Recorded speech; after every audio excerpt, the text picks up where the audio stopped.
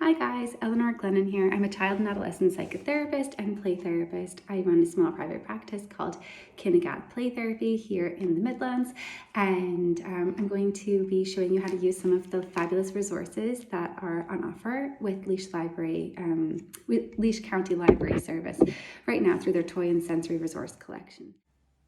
Some of the resources I'll be showing you guys today in my videos will be the seesaw, the donut ball, and a weighted fidget blanket, which is really cool that you have in your lap, and it's like an octopus. There's lots of little cool things to play with, and also a 2-minute timer, which I think is great for getting kids started with playing and also helping them to understand when it's ending. Bubbles are also great for this, and I'm going to show you guys now how I would use that when I'm doing playtime with a child. So bubbles are a fabulous way to engage them. Maybe having a little tub of colored rice there. They're so engaging. All the lovely sounds that they make. It's a great way to show, okay, this special kind of targeted playtime that you're working on is about to start. So I also think, which is a resource that I've borrowed from Laois County Library Service, is a fabulous little sound timer that they have. So this is a 2-minute timer, and I find this great for doing small activities. So for example, I might set up a little obstacle course.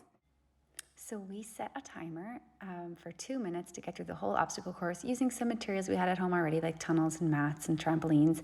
And then we had the donut ball at the end, just to give some really calming proprioceptive and vestibular input and get her to really engage her core for some nice calming input before bed. So back to the timers. Another great way to use these at home if you're borrowing them is for children who are working on maybe cleanup skills. So, okay, we're going to clean up now. We just have to clean up until the timer goes off, and then we're all done. Another fabulous way to use these is for meal times, if that's something that you guys are working on with sitting at the table or sitting at the counter.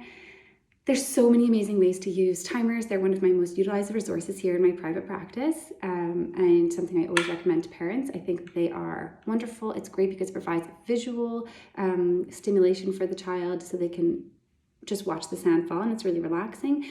And at the same time, know, okay, when this is over, that boundary is there and playtime is over, or I've completed my task, or I've done enough to be finished with this now.